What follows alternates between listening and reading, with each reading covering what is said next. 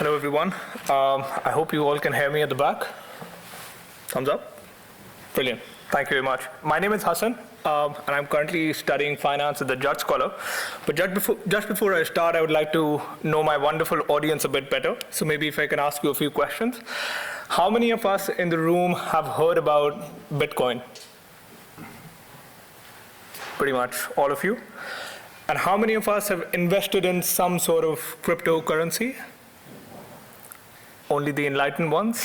Wonderful. That's about 25-30%. And raise your hand if you've ever had a sense of fear or uncertainty investing in cryptocurrencies because you don't really know much about it. Okay, as expected, just about like 60%. Fair enough, and that's exactly my point. Whenever you look at something from a perspective of change, it always brings about fear. And technology creates the change, therefore it brings about that fear. The dichotomy is that humans always tend to see things slightly irrationally when it comes to technology and change itself, and it takes some time to grow as we move on. What if I told you that we are the last generation that's actually seeing the paper notes or paper currency itself? It might sound plausible because at this point in time, digitalization is taking over the financial world. If we reach out in our pockets, I'm pretty sure most of us wouldn't really find any paper notes because we have everything on our phones now. But if I asked the same question from my parents maybe like 20 years ago, they would say cash is king. It's not really going anywhere. But the reality is that we need to understand that fiat system is like a dying star, whereas cryptocurrencies or digital currency itself is like a brand new galaxy that is getting birth. This comes at the back of decentralized technologies disrupting the complexities of the current financial system in which we live today. What if I told you that there's a 20% probability that the fiat currency will fail during our lifetimes? This is backed by statistical fact that if we get to live 70 or 75 years at an average, we are bound to see at least 3 fiat currencies failing during our lifetime. No currency has ever lasted without a crash more than 75 years. The earliest history of human mankind of any fiat currency goes back to the Chinese Song dynasty, where jiaozi was the first currency that was created. At that point in time, humans realized that there's an incredible temptation to print more money that eventually leads to inflation and is not sustainable for the economy. Then came the Ming dynasty. They brought about another currency called Bao Chao. This time, they sort of controlled their temptation of printing money, which eventually did not lead to inflation, but there was a lack of demand of that currency where people trusted things like gold, silver, copper, any commodity more than the fiat currency itself, and therefore that failed. Then came the newer concepts such as gold standard, which is slightly, somewhere prevalent as of today as well. But that kind of failed also because at the time of wars, countries started feeling that they have to print more and more money in order to, meet their expenses, and that eventually leads to hyperinflation. More recently, in the 90s and 1991, we saw the crash of the banking sector within Zimbabwe and Venezuela. What if I told you that in Zimbabwe there is one note, single note, that is worth $100 trillion, and that is how complex the current economic system or the financial system can get. Why does it happen? Primarily because there's a systemic risk that comes at the back of the banks and the network that is created around the banks as of today. What I mean by systemic risk is that if one bank fails, another bank fails as well, then another bank, and it keeps going on and on. The reason being that most of these financial institutions are interconnected with each other, cross-border, and within the same countries as well. Now, here's a quote from Milton Friedman, who is the Nobel Peace Prize Award winner in economics back in 1976, who did predict at that point in time that e-cash is really the future. By the way, can anybody take a guess how many banks have failed in the past, say, 20 years? Just a rough guess, anyone? 300? 200? Anybody else? 50? 300. The actual number is actually 563 banks have failed just in the past 20 years. With 3 banks failing just in 2023, we've already heard about SVB and a couple other US banks failing. But anyways, this has really given a rise to digital currency, which is out there to disrupt the current financial system.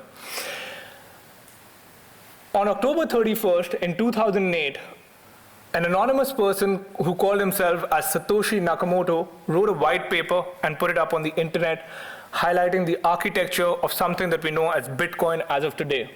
But why I've put 1998 there? Because there was an American computer scientist called Nick Szabo from Washington State University, and he basically came up with an idea of something which is known as Bitgold. That was the first theorized concept of digital currency known to mankind. However, from 2008 onwards, everybody disregarded Bitcoin at that point in time, saying that it may be a space for cyberpunks, probably people who don't know much about finance. It's maybe one of those Ponzi schemes that are taking over the world once again, like it has previously. But that wasn't really the case. It slowly and gradually started making its way into the masses. Back in 2010, the first ever purchase took place using Bitcoin, where 10,000 Bitcoins were spent on 2 pizzas, which are worth $300 million as of today. So who says money can't buy happiness?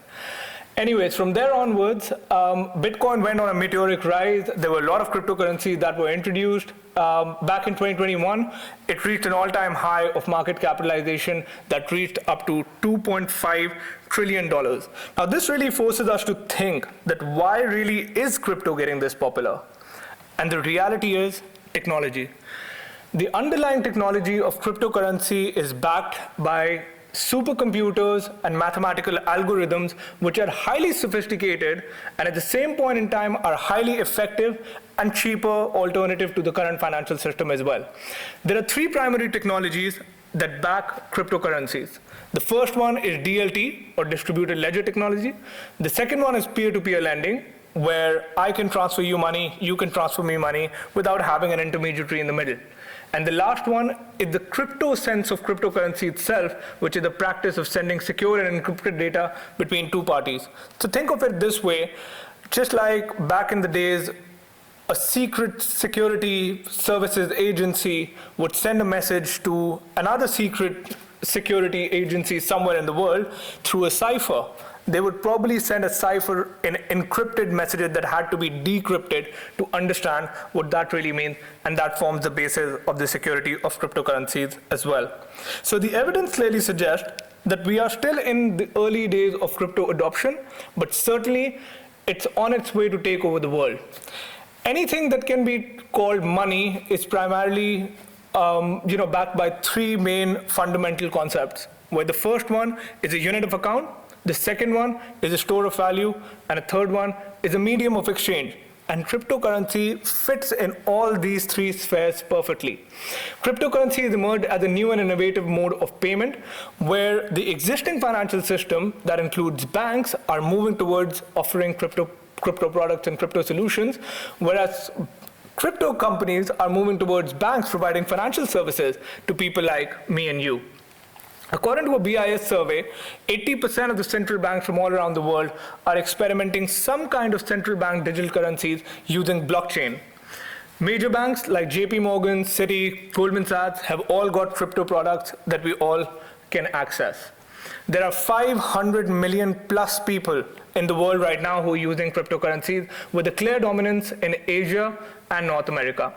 However, if you look at the graph underneath, it compares the internet with crypto, which clearly shows that we're still in very early days, because on the internet, we had 500 million plus users back in 1998, what we have as of today for crypto. So the evidence suggests that we're still in the early days, and it has a long way to go.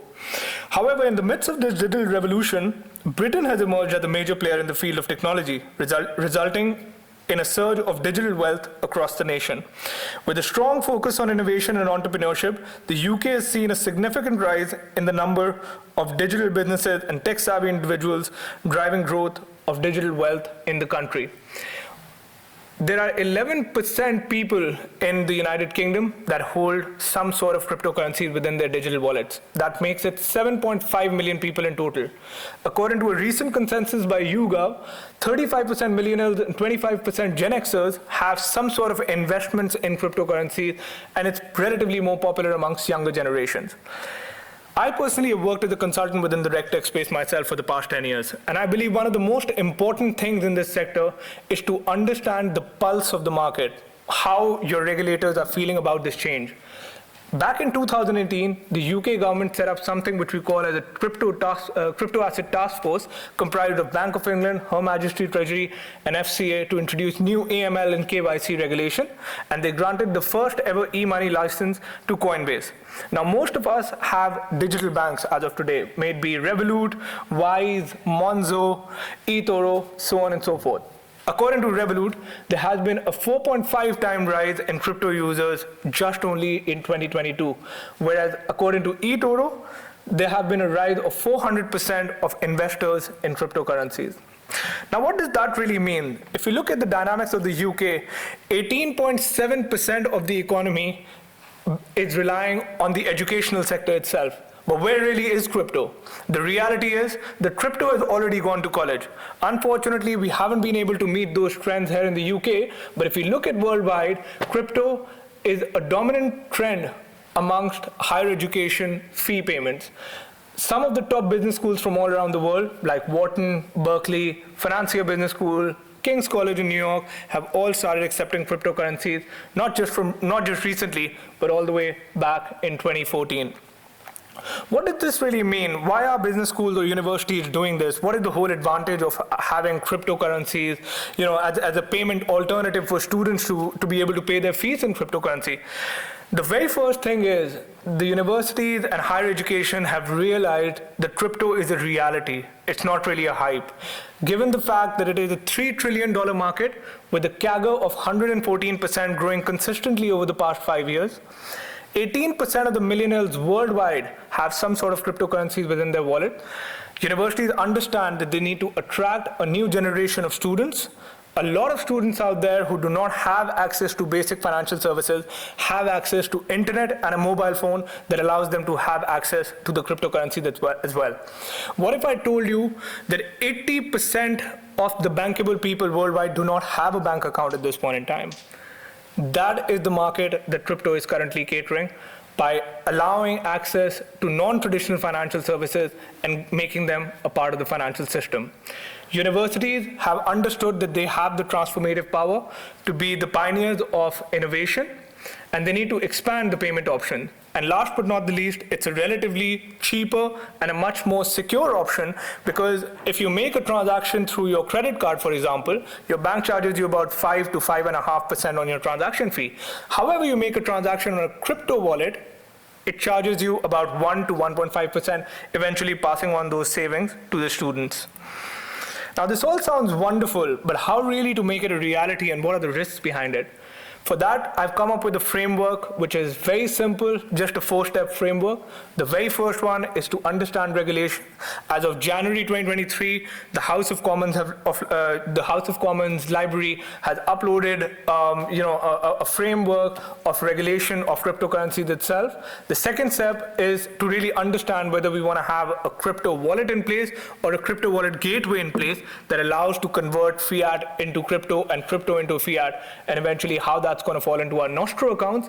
And then last but not the least is the step number 3, that is to integrate crypto payments into the settlement system. Just as you can see from the snapshot up there, whenever you're making an online payment, the system allows you different options of how you want to pay your fees or any kind of services that you're purchasing online. PayPal, any of your bank account, and it can be included as a plugin where you can pay any of your dues in cryptos as well. Step 4 is relatively a bit more ambitious, which is over-the-counter payments, where you can simply scan your crypto wallet and make your payments. Now, remember what we mentioned about technology in the very first place. It always comes with a sense of fear. And definitely, there are certain risk considerations that we have to keep in mind whenever we're taking this kind of decision, because we don't want to we want to ensure that we are taking into consideration the regulatory risk, the security, market, reputational, legal risk. But at the same point in time, sometimes the biggest risk is not really taking any risk at all. And for that reason, I believe that we do have a very strong risk management framework that can be brought into place by taking in consideration the standard risk, value transfer risk, the smart contract risk, that can be put into place to ensure that students can pay their fees in crypto payments as well. Finally, in conclusion, I would like to leave you with this thought, and I chose to research on this topic for crypto payments acceptance within universities in the UK because I sincerely believe the digital revolution and emerging technologies have the power of impacting our generations greatly so that we can make a sustainable and a very good future for our future generations as well. It is not something that is impacting just only the financial market, but also the education sector as a whole. As of 1st April, just like Satoshi wrote a white paper, I wrote a white paper as well, highlighting the 4-step framework. So if anybody is interested, please feel free to get in touch, and I would be more than happy to share more details. Once again, thank you all for your time, and I'd like to open the floor for any questions.